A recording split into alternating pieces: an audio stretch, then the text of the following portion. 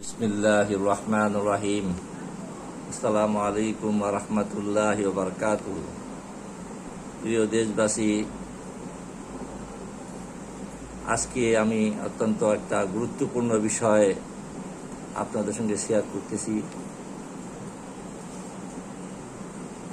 আমরা প্রায় 3 সপ্তাহ থেকেই যেসব ঘটনাগুলি আমার দৃষ্টিতে এসেছে, বর্তমান পরিস্থিতি যেভাবে গড়াচ্ছে, ভারত যেভাবে মরিয়া হয়ে উঠতেছে আমাদেরকে কোণঠাসা করার জন্য, পররাষ্ট্রনীতিকে তাদের নতজানু করার জন্য, হাসিনা যেভাবে তাদেরকে সুযোগ সুবিধা দিয়েছে, সেই সুযোগ সুবিধাটা নেওয়ার জন্য বর্তমান অন্তর্বর্তীকালীন সরকারকে চাপের মুখে রাখার চেষ্টা করতেছে। অত্যন্ত দুঃখের বিষয় যে ভারত বাংলাদেশের মুসলমানদের বিষয়ে অবগত নয়। ছিল যখন ৭১-এর স্বাধীনতা যুদ্ধের সময় সম্মুখ যুদ্ধে বাংলাদেশের সেই মুক্তি বাহিনী এবং সেনাবাহিনী আপামর জনগণ পাকিস্তানি হানাদারদের সঙ্গে যখন যুদ্ধে লিপ্ত ছিল, তখন কিন্তু ভারতের কোনো সৈন্য আমাদের সঙ্গে সহযোগিতা করেনি, তারা পিছনে ছিল। কিন্তু আমাদের দেশের দেশপ্রেমিক সেনাবাহিনী এবং মুক্তিযোদ্ধারাই এই দেশ স্বাধীন করেছিল। কিন্তু তারা আরেকটা ষড়যন্ত্র করেছে যে আমাদের জেনারেল ওসমানীর কাছে সারেন্ডার না করিয়ে অরোরার কাছে সারেন্ডার করিয়েছে। সেটা তাদের প্রি প্ল্যানিং, যে এই দেশকে একটা অঙ্গরাজ্য বানানোর প্রথম পদক্ষেপ তারা সেখান থেকেই নিয়েছে। আর শেখ মুজিবুর রহমানের করুণ পরিণতি, তার পরিবারের যে করুণ পরিণতি, এটা দেখেও শেখ হাসিনা শিখে নাই। তারা অতীত থেকে তারা সতর্ক হয় নাই।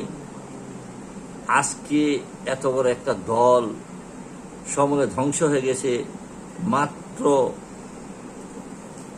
কিছু ছাত্র, পলিটিক্যালও না, নন পলিটিক্যাল, যারা যারা এখন শিক্ষায় থাকবে, তারা এখন দেশ গড়ার কাজে নিয়োজিত হয়েছেন।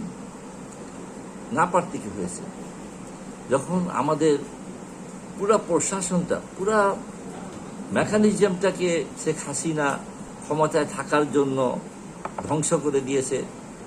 যেমন বাকশাল কায়েম করতে গিয়ে তার বাবা করেছিল, তেমন শেখ হাসিনা পুলিশ প্রশাসন, আর্মি, বিডিআর এবং সচিবালয় আর যত রকমের সরকারি প্রতিষ্ঠান আছে, সব এই তাদের দলীয়করণ করে আর মানুষের চরিত্রকে নষ্ট করে দিয়েছে। টাকার লোভ তাদের ভিতরে ঢুকে গেছে। এইটা একদিনের তো পরিষ্কার করা কোনো পক্ষেই সম্ভব না, বা 1 বছর বা 2 বছর বা 5 বছরেও এটা সম্ভব না। তবে ঠান্ডা মাথায় আমাদের ছাত্র সমাজকে এটা টেক আপ করতে হবে। তাদের জিম্মাদারি শেষ হয় নাই। যেমন আমি বলেছিলাম আগের ভিডিওতে, স্বাধীনতা আনা সহজ, কিন্তু রাখাটা অনেক কষ্টকর। আমি সতর্ক করতেছি ছাত্র ভাইদেরকে, আপামর জনগণকে সবসময় সম্পৃক্ত রেখে তাদের থেকে যারা সৎ এবং বিজ্ঞ, যাদের অভিজ্ঞতা আছে, তাদের সঙ্গে পরামর্শক্রমে এই আন্তর্জাতিক সরকারকে পরিচালনা করার চেষ্টা করবেন। আরেকটা কথা হলো, আর্মিরা যেভাবে দেশপ্রেম দেখিয়েছে, এর বাইরেও তো কিছু আর্মি আছে ছাত্র সন্ত্রাসী, যাদের স্বার্থ নষ্ট হয়েছে। তারা তো মরিয়া হয়ে চেষ্টা করবে যে এই দেশটা, তারা দেশ চিন্তা করে না, তারা তো নিজের আখের গুছানোর চিন্তা করে। আপনারা সবই জানেন প্রশাসনের লোকেরা কিভাবে লুটে পুটে হাজার হাজার লক্ষ লক্ষ কোটি টাকা দেশ থেকে নিয়ে গেছে, দেশকে একদম তলাবিহীন করে রেখেছে। তো আমাদের দেশের লোক না হয় পাকিস্তান থেকে এসে এখান থেকে লুটে নিয়ে গেছিল, কিন্তু আমাদের দেশের লোক আমাদের উপরে এইভাবে একটা কাজ করতে পারে সেটা আমরা চিন্তাও করতে পারি না। আসলে তো যাদের একবার নষ্ট হয়ে যায়, যারা টাকার মোহে একবার পড়ে যায়, তারা আখেরাত ভুলে যায়, তারা দুনিয়ার আর কোনো ভালো জিনিস তাদের অন্তরে থাকে না। ওই যে আল্লাহ বলেছিল বিসমিল্লাহির রহমানির রহিম, খাতাবাল্লাহু আলা কুলুবিহিম ওয়া আলা সামিহিম ওয়া আলা আবসারিহিম গিসাওয়াতুন ওয়া লাহুম আযাবুন আযীম। আসলে তাদের অন্তরকে সিল মাইরে দেয় আল্লাহ পাক। তারা ভালো জিনিস চোখে দেখবে না, ভালো কথা কানে শুনবে না। তো এইভাবে দেশ চলতে পারে না।